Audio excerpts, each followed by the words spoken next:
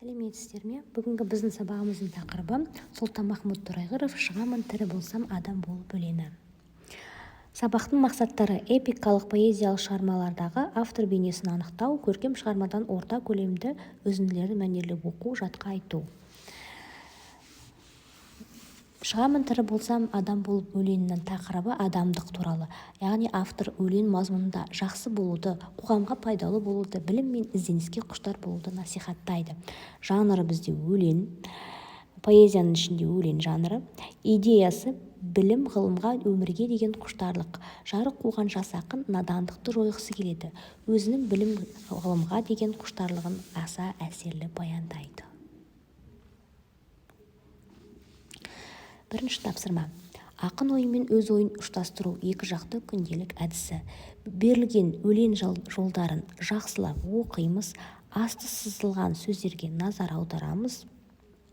Дескриптор бойынша өлеңдегі астарлы ойды анықтап, ақын ойы мен өз ойын ұштастырады. Яғни бұл жерде ақын ойындағы автор бейнесін анықтаймыз бұл жерде.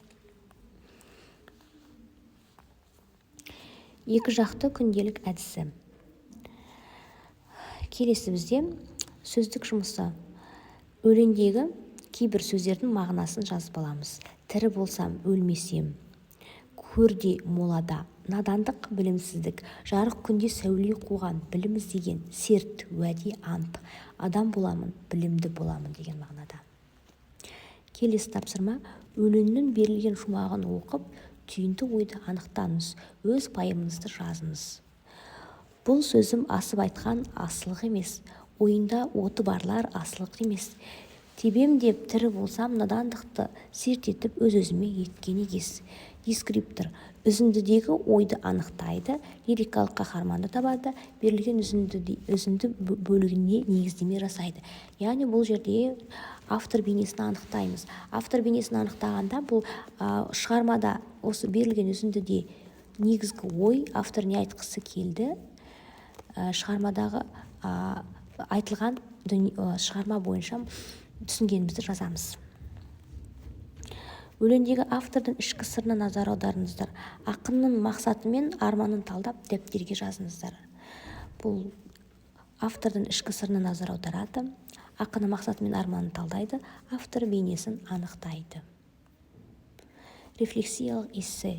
Сабақтан алған білім бойынша қорытынды ой тұжырым жасау білу.